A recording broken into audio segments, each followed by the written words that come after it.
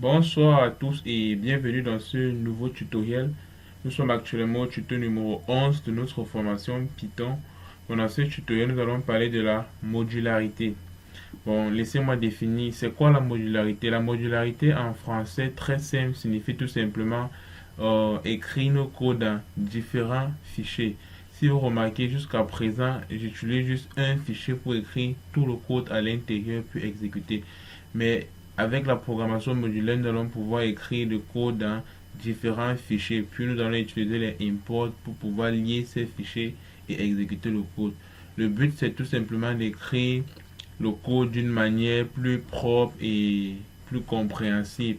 C'est-à-dire, une personne qui va venir visiter votre code va pouvoir comprendre le code sans toutefois voir en fait le code touffu. Déjà un code 300 lignes, 500 lignes.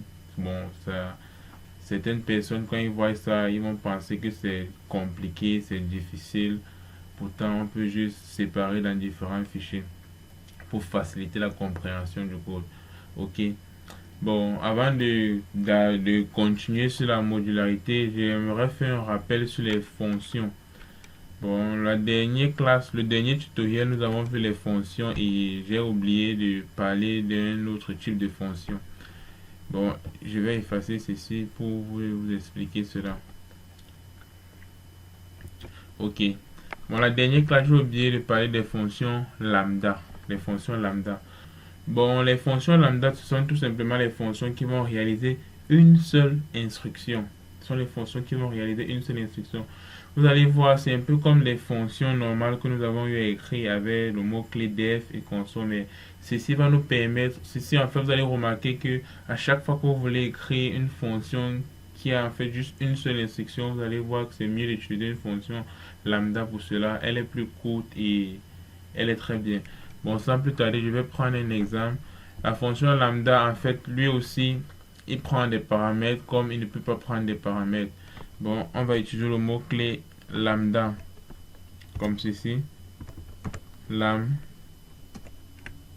Lambda, ok. Bon, pour un premier cas, nous allons ici, nous allons écrire une fonction lambda qui ne prend rien en paramètre. Qui ne prend rien en paramètre. Je sais pas si j'ai bien écrit. Ok. Bon, le mot-clé lambda, puis vous mettez deux points. Bon, nous allons juste mettre. J'ai dit que c'était une fonction qui prenait juste une seule instruction. Je vais mettre une seule instruction à l'intérieur. Disons que notre instruction c'est print. Ok, disons peut-être bonjour. Bonjour. Ok. Bon, en fait, ceci, ce bout de code, si j'exécute, vous allez voir, rien ne va se passer. Rien ne va se passer. Bon, je vais expliquer pourquoi. Puisque, en fait, j'ai envie que vous compreniez très bien le rôle des fonctions lambda et comment ça marche. Vous voyez, c'est vite, il n'y a rien. Laissez-moi effacer ceci. En fait, le code que nous venons d'écrire, si je vais vous donner l'équivalence avec l'ancienne façon d'écrire les fonctions que nous avons eu à faire dans le tuto précédent. C'est juste équivalent à faire ceci, def, deux points, après venir dire print, bonjour. Bon, ceci là est en fait équivalent à ceci. Vous voyez que cette fonction, si on ne peut pas l'appeler, parce que cette fonction n'a pas de nom. Vous voyez, n'oubliez pas que après le mot-clé def, il fallait le nom de la fonction. Bon, ceci est équivalent à ceci. C'est pour ça que cela ne fonctionne pas. Bon, les fonctions lambda sont des fonctions qui sont stockées dans des variables. Ça veut dire ici là, bonjour. Pour que ça marche, je dois le stocker dans une variable. Je peux peut-être appeler la variable, je sais pas. Ça dépend de vous. Je prends juste un exemple banal. Hello égale à ceci. Bon, disons que voici une fonction lambda qui est stockée dans la variable hello. On peut appeler cette fonction, je vais tout simplement venir dire hello. Et en fait, l'appel se passe net comme avec l'autre façon d'écrire les fonctions en utilisant le def. Avec les fonctions lambda, l'appel est pareil. Vous voyez, j'appelle juste hello. Vous voyez, cette variable, c'est le nom de ma fonction hello. Il ne prenait rien en paramètre. C'est pour ça que vous avez vu, je ne mets rien en paramètre. Ok. Bon, il ne prend rien en paramètre parce que j'ai mis lambda, j'ai directement mis deux points. Nous allons prendre l'exemple du cas où il prend des choses en paramètre et vous allez voir comment ça marche. Si j'exécute ceci, vous allez voir bonjour.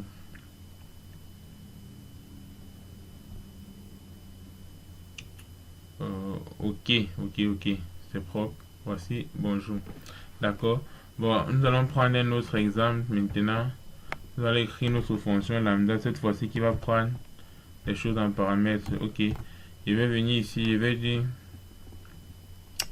je sais pas trop. Par exemple, une fonction qui calcule la somme de deux chiffres, comme ce que nous avons fait la dernière fois. Je vais dire somme égale à le mot-clé lambda,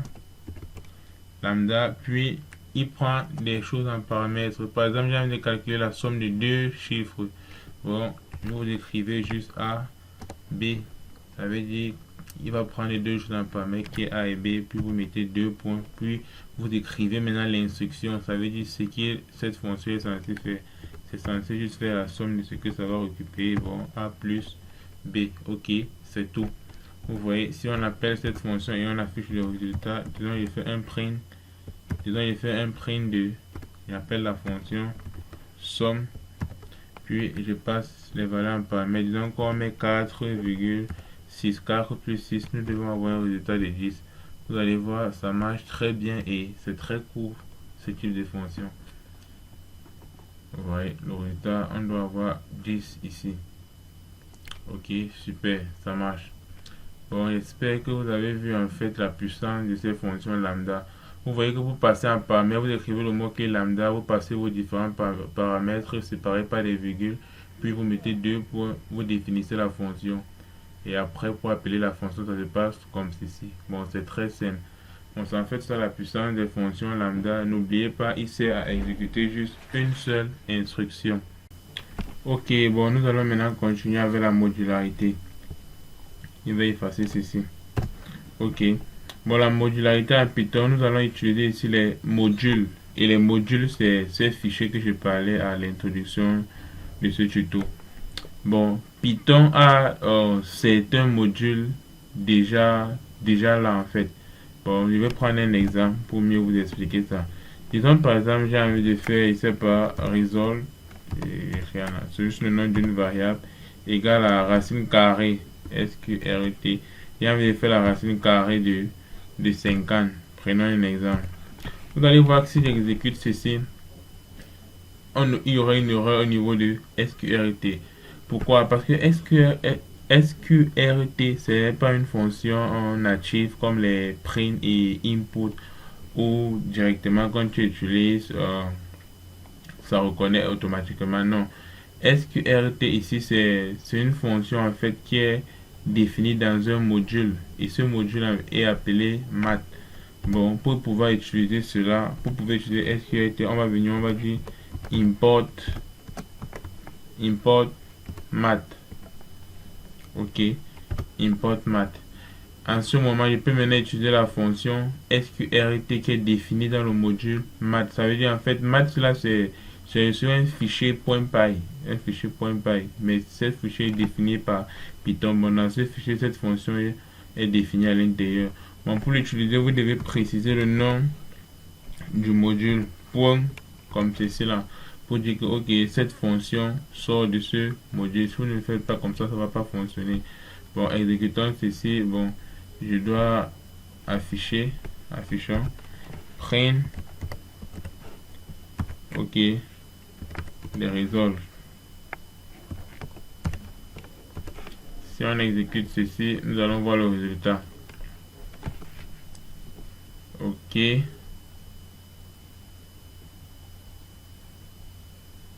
Ok, la réponse nous donne 7, c'est pas quelque chose. Ok. Bon, si nous voulons par exemple, qu'est-ce que vous remarquez? Qu'à chaque fois qu'on va utiliser une fonction de ce module, on doit préciser le nom du module pour dire que SQRT sort de ce module. Si vous ne voulez pas préciser le nom du module à chaque fois, vous pouvez écrire encore cette fonction autrement. Bon, je commande ceci. Vous pouvez encore l'écrire de cette façon en disant from math import SQRT. Ok. En ce moment, vous n'aurez plus besoin de préciser ceci. Pourquoi? Parce que cette ligne de code signifie tout simplement du module math, importe-moi cette fonction. Ce qui fait que vous pouvez l'utiliser dans le code directement sans plus préciser que non, il sort de tel module. Je ne sais pas si c'est compris, mais sinon c'est simple. Ok, vous allez voir la réponse 7, comme en fait ce que nous avons d'abord eu. Ok. Il y a encore quelque chose que je voulais expliquer. Ce module math en fait contient plusieurs autres fonctions. Bon, parfois, si vous ne voulez pas préciser une fonction spécifique à chaque fois, vous pouvez mettre étoile. Étoile, quand vous mettez étoile, ça veut dire qu'il va importer toutes les fonctions stockées dans ce fichier. Ça veut dire que quand vous allez utiliser toutes ces fonctions-là dans votre code, ça va marcher sans problème. Par exemple, je peux encore venir ici pour faire pour le cosinus. Disons par exemple que je dis, je sais pas, cosinus, cosinus égale à cosinus. Pour faire le cosinus, la fonction c'est cos, comme ceci, cos. Et vous donnez juste une valeur. Disons peut-être qu'on veut faire cos de crâne. Si je ne me trompe pas, la réponse c'est 0,5. C'est pas trop. C'est pas trop là, c'est la maths. Ok. J'exécute. Ok. Vous allez voir, ça va marcher.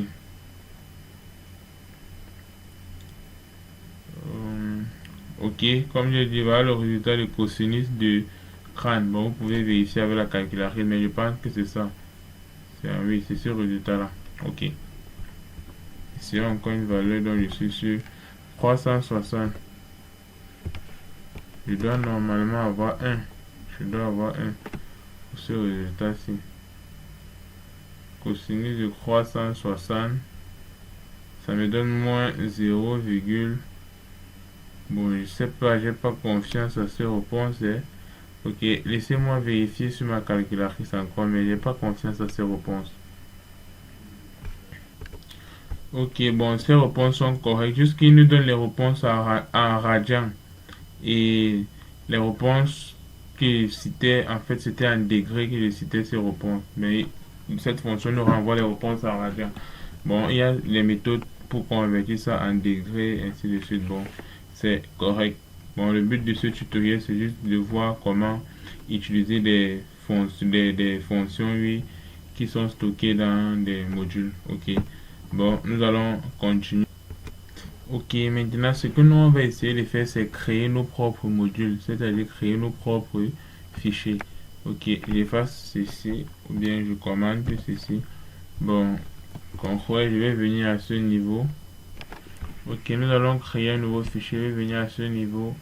File, New Text File. Ok, CTRL F. N'oubliez pas de sauvegarder ce nouveau fichier dans le même emplacement où se trouve l'autre fichier. Bon, je vais le sauvegarder ici. Je vais appeler ce fichier par exemple, donner n'importe quel nom à votre fichier. Moi, j'appelle peut-être sa fonction tout court. Juste un nom comme ça que j'ai créé. Fonction. .py. N'oubliez pas de préciser l'extension. Ok, enregistrer. Ok, et dans ce fichier fonction, nous allons définir deux fonctions.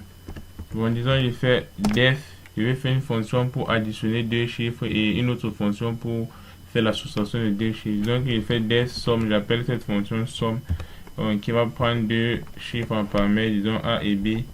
Bon, ça c'était l'ancienne, ça c'était l'autre première méthode de définir les fonctions qu'on avait vu. À ce niveau, je vais dire ici là,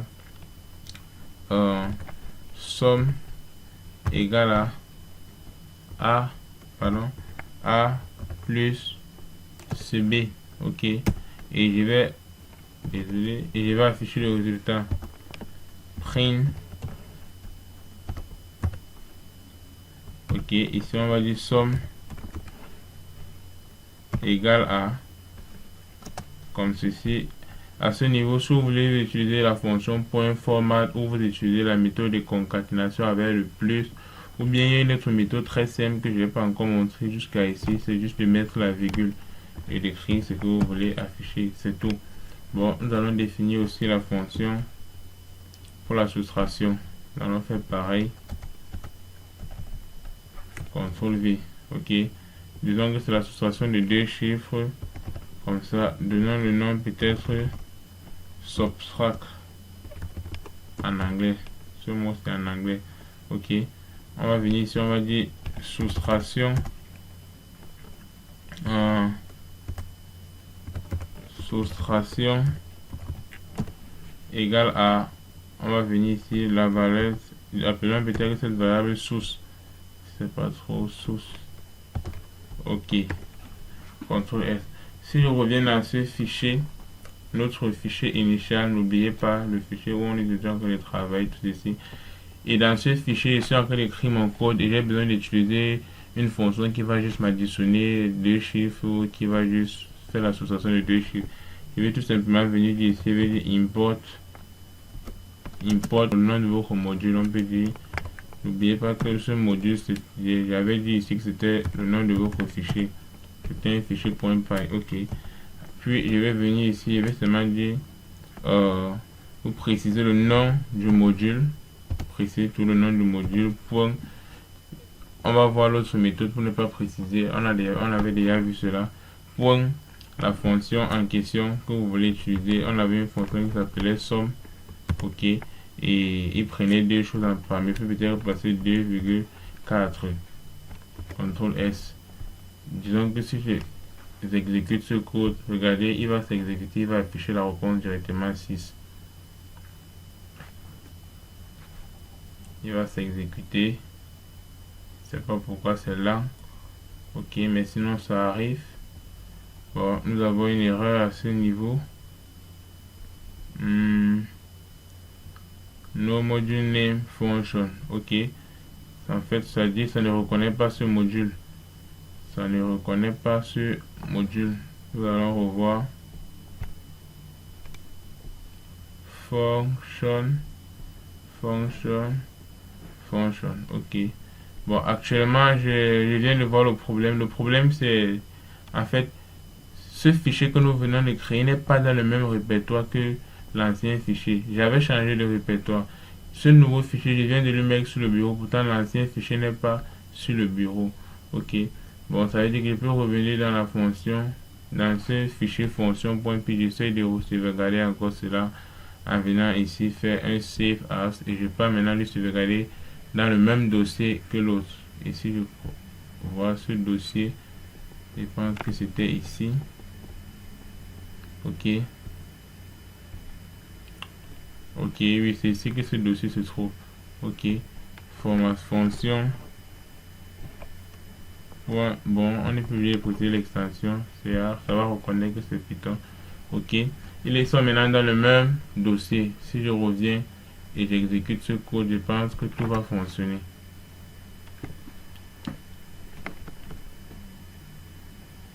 Ok, vous voyez, somme égale à 6. Ça marche très bien.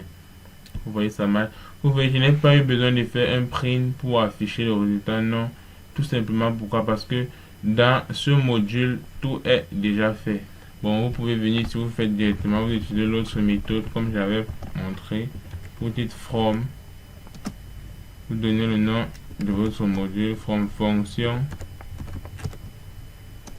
import. Ok, vous pouvez préciser ce que vous voulez importer ou vous mettez tout simplement étoile pour dire ça va importer tout ce qui est là-bas. En ce moment, vous n'êtes plus obligé de préciser ici le nom du module. Ok, ça veut dire que si je fais pareil avec soustraction, le nom du module c'était encore quoi? Subtract, si je me trompe pas. Le nom de la fonction, pardon, c'était subtract. Si je me trompe pas, oui, c'était ça. Si je mets peut-être 5, je mets, c'est pas 3, 5, même 3, la réponse va me donner 2. Et si on exécutait ceci,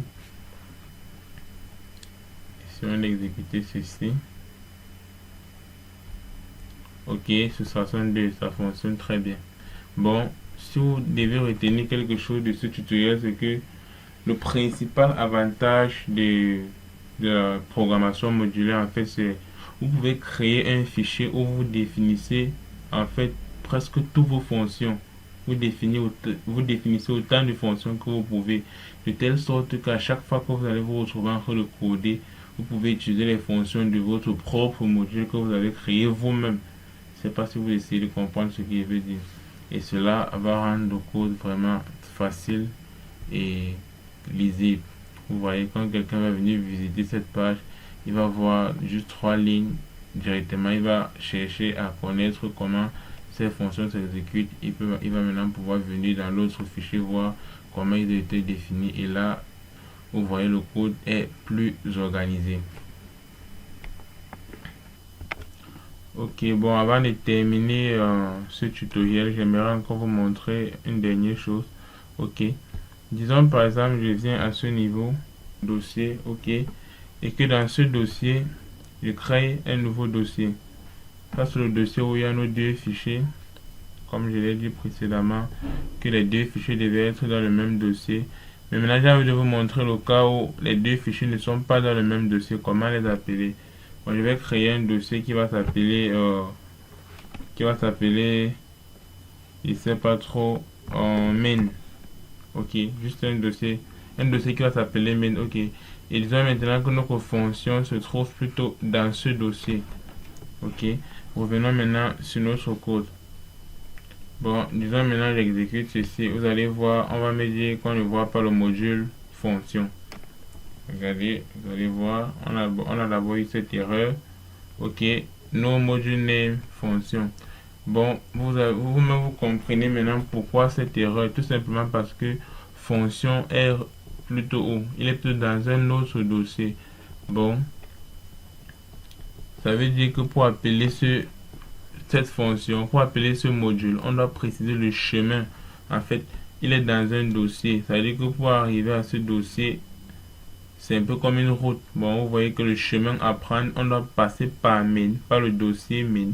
C'est pas, c'est juste un nom. Il ne faut pas penser à un autre main. Quand il dit main, il parle de mon dossier que j'ai créé. Ça veut dire que pour accéder à la fonction, on doit passer par un dossier main avant d'avoir accès à la fonction même. Quand il parle de fonction, c'est notre module qui est appelé fonction. Bon, c'est là on appelle ça le chemin. Et dans notre code, on doit préciser ce chemin. Pour préciser ce chemin, c'est très simple. Vous écrivez juste le nom du chemin. Dans notre cas, c'était main. Le dossier s'appelait main. Vous mettez main point directement. Vous y mettez le nom de ce qui se trouve à l'intérieur de votre dossier. Et à l'intérieur du dossier main, on a le fichier, on a le module fonction. OK. Si on exécute ceci, vous allez voir, ça va fonctionner.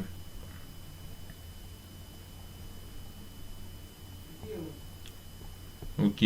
Bon, vous devez tout simplement comprendre que si votre module est dans un autre dossier, il faut préciser le nom du dossier comme ceci en mettant juste le nom, puis vous mettez un point.